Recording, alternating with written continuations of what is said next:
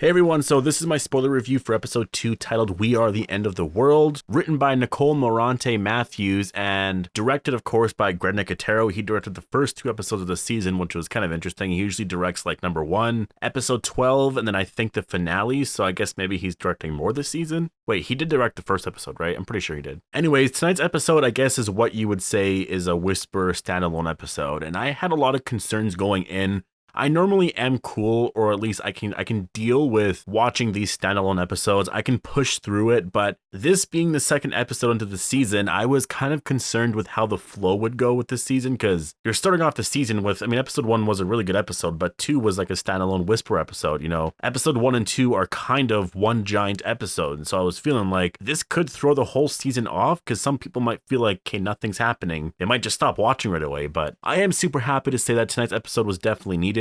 We didn't learn as much about the Whisperers as I wanted, but I also think we did because I think we get the hint now.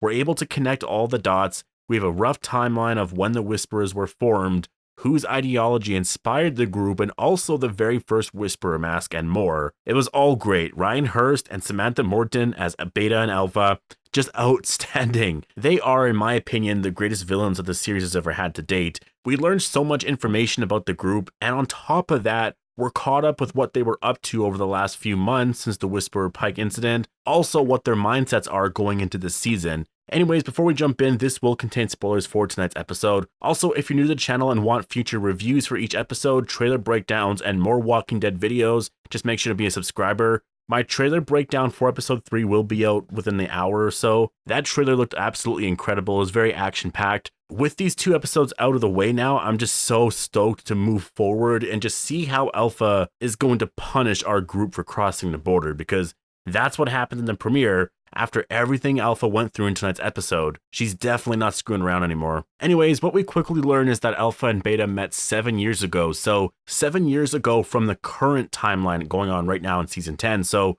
when you add the time jump from Season 9's finale to now, which was roughly 4 to 5 months, add the 6-year time jump from last season that happened after Rick died, or quote-unquote died, plus the 1.5-year time jump from All Out War's end to Season 9's premiere, that's roughly a total of 8 years. So add a year onto All Out War's end to make it 7 years from now. Alpha basically met Beta 6 months before the Season 9 premiere, where Rick and our characters went into the museum and all that, which means that the Whisperers were formed at some point afterwards, which does confirm that all of those theories about the Whisperers being around in other seasons or other characters seeing the Whisperers, that was all wrong. The most popular one was the Morgan Whisperer theory. That ended up being completely wrong. They weren't even formed yet until a year after All Out War. Actually, that's when Alpha met Beta, technically, so who knows when they formed afterwards. It could have been when Rick was taken away in the helicopter, which was like 6-7 months later, or maybe sometime in the last 6 years. Who knows? They could be fairly new. The point is, we're able to connect all the dots now. I don't know if we need any more information, really.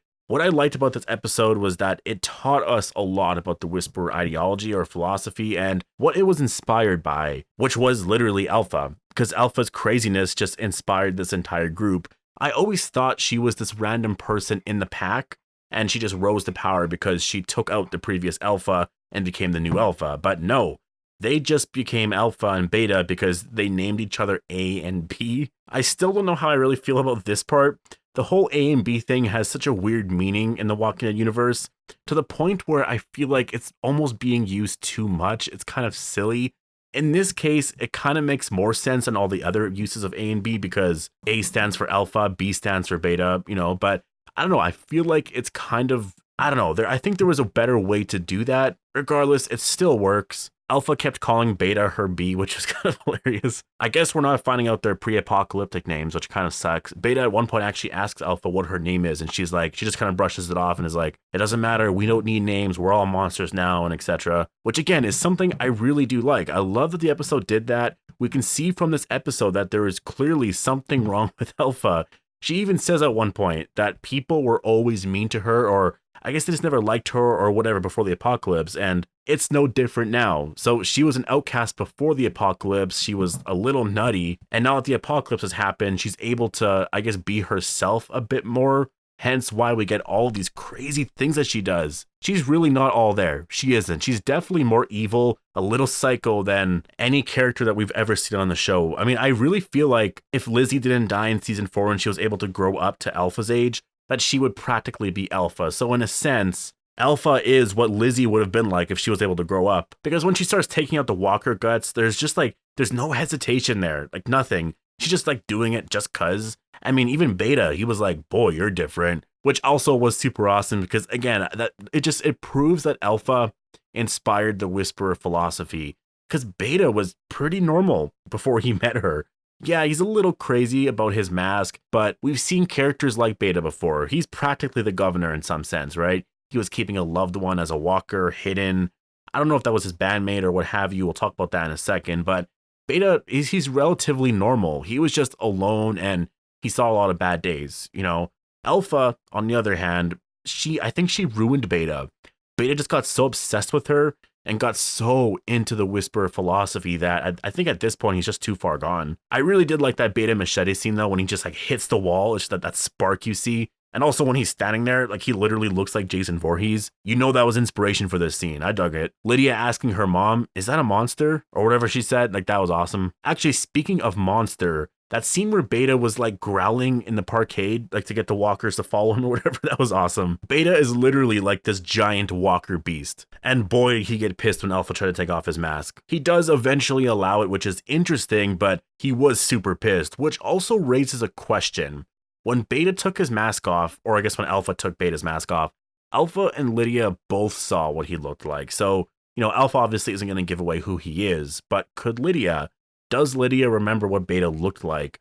Maybe not right now, but this could play a role later this season. Like Lydia might not know who he is right now, or I guess know of his music if he was a rock star beforehand or a musician. She might just not know because of her age, right? But if she's at the hilltop at some point this season and sees any of his records that maybe Georgie and Maggie have been delivering throughout the last how many years, she could see Beta's face. She might be like, he looks so familiar, and just all of a sudden it'll click, like that's Beta. No one will believe her, but she'll be like, no, that is who that is. This could be how they all find out who he is, you know. They could change it. Lydia could be the one that reveals it. I just hope he's like this Rob Zombie type of a musician, like a rock star, and not a country star just because, I don't know, being like a metalhead, or even if the music that Beta played was more like 60s, 70s classic rock, like Leonard Skinner, CCR, etc., like that's totally cool too. You know, that's badass as hell. Just something about him playing country, I think. I guess newer country anyways, just seems lame if I'm being honest. This is coming from someone who loves rock and roll, so that's why I'm saying that. But I don't know, wouldn't that be cool if Beta was like this in a rock band or this rock star before all of this? And a very popular one too. That'd be super awesome. I don't remember if there was any music played in the last like 9-10 seasons, even earlier seasons that our characters were just like listening to. But imagine if they connected that to Beta, like they were listening to Beta's song at that point. That'd be so mind-blowing, because you know Beta for sure is going to be a musician. That has to be the reveal. That's what I mean, that's what I'm thinking right now anyways. They're really hinting at it, because at one point he tells Alpha, don't sing, which basically confirms to me that, yeah, Beta is a musician and he just can't stand to hear music anymore. Singing of just any kind. I don't know if his friend was a singer or if he was, but yeah, I think his backstory in this episode was practically confirmed. We'll have to wait, I think, until the end of the season for the final reveal. That's where they'll take off his mask and everyone will be like, whoa, it's that guy or whatever. That scene where Alpha and Beta were killing walkers was just awesome though. And actually, I guess we should talk about that. Beta's mask is technically the first Whisperer mask. I could be mistaken, but I'm pretty sure it is, because after Alpha kills Beta's friend, Beta gets super upset over it. And first of all, this is why I love this episode so much, because it cements Alpha and Beta's bond together. And this is done by Alpha suggesting to Beta to just take his friend's face off and like keep it, I guess. You know, this way you can always kind of have him around. That and the shirt, of course, that was a nice touch. So that's just an added level to Beta, which is just, this is why I love the episode so much. Like you can't really even say it was a filler episode or like it was a standalone episode, but you can't say that it was worthless. Maybe it was a little boring to some people, fine, but a lot of stuff actually happened. They actually gave us valuable information. There was actually a point to it. I was worried there wasn't going to be anything else. It was just going to be a boring filler episode that maybe you just saw like them get together. You know, I don't really care about that. We need to learn more than just that. And we did. Beta is wearing his friend's face, which sounds so messed up to say, but that's literally what it is. I'm going to be looking at Beta so differently now. This is what I mean by connecting the dots. You can see how the Whisperers were formed now. I don't know if we actually need any more information than what we got, because we kind of know how it all formed. We can fill in the blanks. Beta wore his friend's face, which was the first Whisperer mask, and he just wore that mask everywhere. Obviously, he blended in with some walkers. He probably put some blood all over him. Alpha likes playing with guts and covering herself in blood as well. She also has these crazy beliefs, and you just put all of that together, and the Whisperers were formed. You know, Alpha would have made her mask because she saw how beneficial it was that Beta was wearing his mask, because maybe he just blended it in way more easily. She somehow, over the next year or two, or the last 6 years, whatever, gathered a following, but yeah, I think overall we can connect the dots. I don't know if we need to see anymore. What was great about this episode is that it was flashbacks to current moments happening within the Whisperer base, I guess. We learned, first of all, that Alpha actually lied to Beta about Lydia, and I don't remember if they ever brought that up before, but when that was mentioned in this episode, I was like, whoa, that's crazy. Why would she lie about that? She told Beta that she died, or that, I guess that she killed her, right? Beta was pretty pissed when he found out, which led to some really, really great scenes between them two. I mean, that final scene with Alpha and Beta, it was so intense. The acting, the performance in that moment, just amazing. I love that Ryan Hurst and Samantha Morton are on this show. They've definitely brought this show up to a new level, and I really do think it's going to suck once they're gone, because I don't know if future villains will ever be able to, well, I guess I don't know if future villains will be able to match up to them, because they're just great villains. They're otherworldly. There's no reasoning with them. Like, you can't even relate with Beta and Alpha. It's kind of scary. Because sometimes, well, most of the time with really great villains, you're able to relate with them in some sense. That, like with Negan, the governor, with Gareth and Shane, like we were all able to relate with them on some level. But with Alpha and Beta, it's impossible. Like, I feel like with Alpha, sometimes you can, when she misses her daughter and stuff like that, but there's always like a twist with it too. It's like she misses her daughter, but when she sees her, she's gonna slap the shit out of her or something like that. It's just different. It's like I kind of almost can see myself relating with her, but then there's just something off with it, and I just can't. Gamma was incredible. First of all, I'm really happy that she's a part of this group. We now have another recognizable face in the Whisperers. Her sister was actually the mother of that child that Connie saved last season. The mother has actually been going crazy the last few months, and as Beta puts it, was putting the pack in danger. Alpha actually sympathizes with her a lot because she's been missing her own daughter and does forgive her for acting up at some point in the episode, but it almost actually gets Alpha killed later because after seeing that satellite crashing down, which triggers Gamma's sister, or actually it was that or either the walker with the baby carrier, but yeah, then she attacked Alpha, which was really weird to see to see Alpha getting attacked. I don't know why, I just didn't think she would ever get attacked like that. Beta's just like freaking out and is like chopping these walkers down trying to get to Alpha, but no, Gamma actually killed her own sister, throwing her into the walkers, saving Alpha, which Alpha just sees as admirable and promotes Gamma to, I guess, Gamma. I don't know if they actually gave her a name before that. Maybe it was Mary for some reason. I can remember that name. I don't know, but at this point she became Gamma, which happened the night our characters were putting out that fire. Thus, she now has more power within the pack. Overall, this episode was just great, and I really do mean it. Maybe it's just because I had lower expectations going in because I knew it was going to be a Whisperer standalone episode, but